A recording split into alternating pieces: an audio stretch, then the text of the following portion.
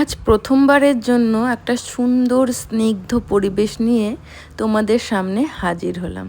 কখনো এরকম ভিডিও আমি বানাইনি, কিন্তু আজকে বড্ড মনটা চাইছিল এরকম একটা ভিডিও বানাতে। তো আমরা এসেছি কোথায় বুঝতেই তো পেরেছ। এইবার আমরা রুমে চেক ইন করে গেছি, আর এই দেখো একটা কিট দিয়েছে, কি সুন্দর। তিতলি তো এগুলো পেয়ে বেজায় খুশি।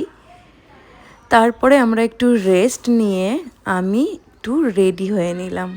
আমরা এসেছি মায়াপুরে, একটা রাত গীতা ভবনে কাটাবো, তারপরের দিন মহাপ্রসাদ পেয়ে বাড়ি ফেরার ইচ্ছে আছে। তারপরে বিকেল হয়ে গেছিলো, আমরা বিকেলেই বেরিয়েছি। দুপুরেতে খাওয়া দাওয়া সেরকম কিছুই হয়নি, আর সেদিন ছিল প্রচণ্ড গরম। তাই ভাবলাম মনটাকে আর পেটটাকে একটু ঠান্ডা করার জন্য একটু আইসক্রিম খাওয়া যেতেই পারে। আইসক্রিম খেতে খেতে সন্ধে নেমে গেল। মায়াপুরের রাত্রিটা কেমন হয় দেখতে তো আগে ইচ্ছে করতো, কিন্তু পারিনি। আজকে সুযোগ হয়েছে।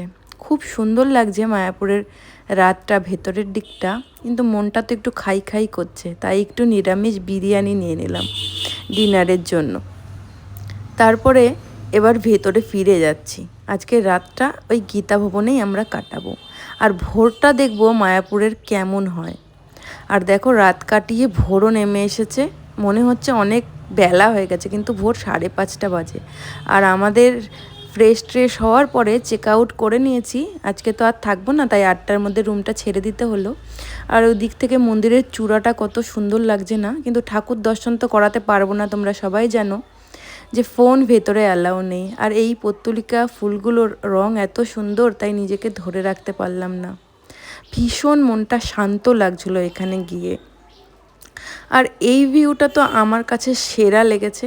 এই বগুনভিলিয়া গাছ আর সঙ্গে মায়াপুরের মন্দিরের চূড়াগুলো যেন মিলেমিশে একাকার হয়ে যাচ্ছিল।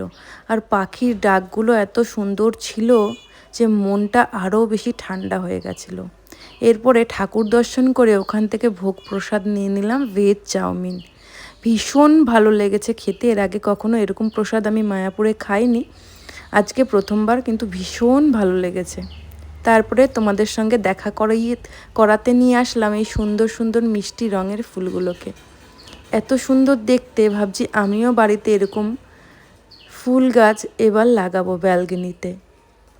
এত সুন্দর সুন্দর কালার দেখে যেন মনটা এমনি সুন্দর একটা গান বাঁধতে ইচ্ছা করছিল, কিন্তু আমি গান তো পারি না। ভীষণ সুন্দর সুন্দর মিষ্টি মিষ্টি কালার। তাই ভাবছিলাম এই গাছগুলো কোথায় আছে, সোনার সঙ্গে একটু আলোচনা করে নিই, সেখান থেকেই নিয়ে নেব। তারপরে আরেক ধরনের সুন্দরীদের সঙ্গে তোমাদের